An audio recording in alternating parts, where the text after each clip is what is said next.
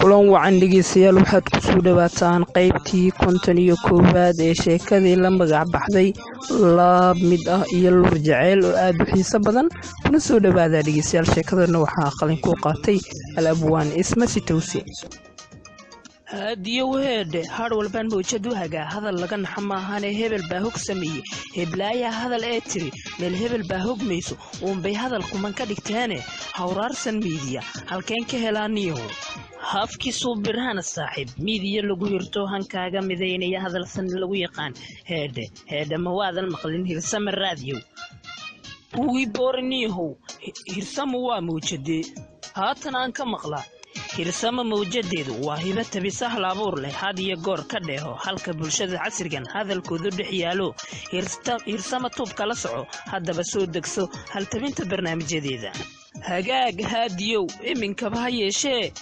haadiyow hirsamo hawraarteedu maxaa laga hantaa oo aan ka helaa hirsama hal tabinteedu hadal ku dhibaya maaha hog sheegtana maaha hadal siyaasadeed hadima abuuraya han xumi beeraya hoos u dhac muujinaya kuma habta bulshadeeda hirsamo waxay u helan tahay hanuuninta shacabkeeda ku hagidaan ka toosan ka hayaamida hadaf xun iyo ka helinta hagardaamada hirka nabadda guusha hirsamo waa astaanteed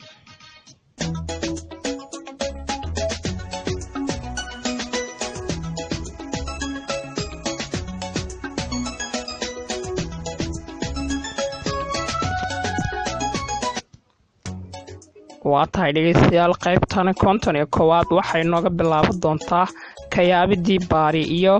kal muujintii bilan ayay nooga bilaaban doontaa dhegeystayaal ee u diyaar garooba dhegeysigeeda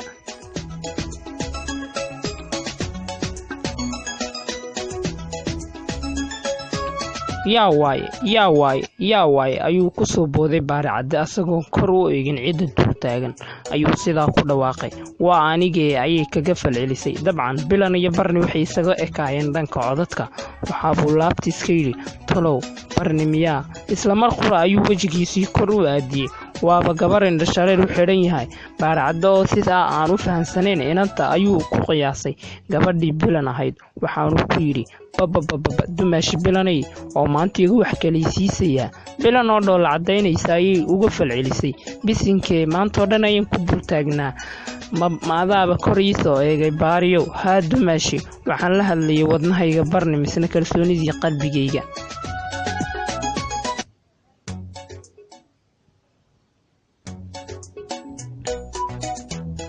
gabadhii bilan ahayd intaa markay afkiisii ka qirtay ayay dareentay hinaaso waa sabab ruux wax jecele waxay nafteedu ku samirsiisay in baari ay heli doonto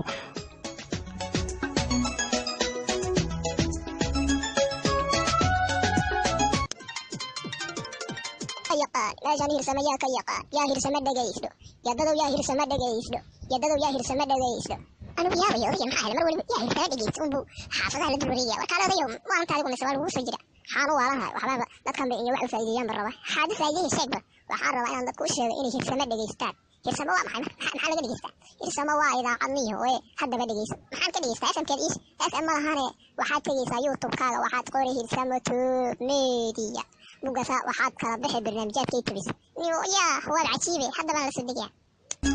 gabadhii bilan ahayd markii ay intaa afkiisii ka qirtay ayay dareentay hinaaso waase ruux wax jecele waxay nafteedii ku samirsiisay in baari ay heli doonto in daqiiqadaha bilan wax jawaaba maysan siin baari cadde asna wuxuu ka yaabanaa aamusnaanteedii balse sidaa umuusan danayn wuxuu sheekada kaga bilaabay arrimaha qoyskeeda waxaanu yidhi bilanay sheekada qoyskiinu way soo gaadhaye maxaa la isku qabtay baariyow sheekadan aabba fidna bilaabay aabba ayaa fidna abuuray asagana maantay la taalwaayo reer abtiyaasha waxay ahaayeen qoys boqortooyo marka hooyii aabba waxay isla dhigan jireen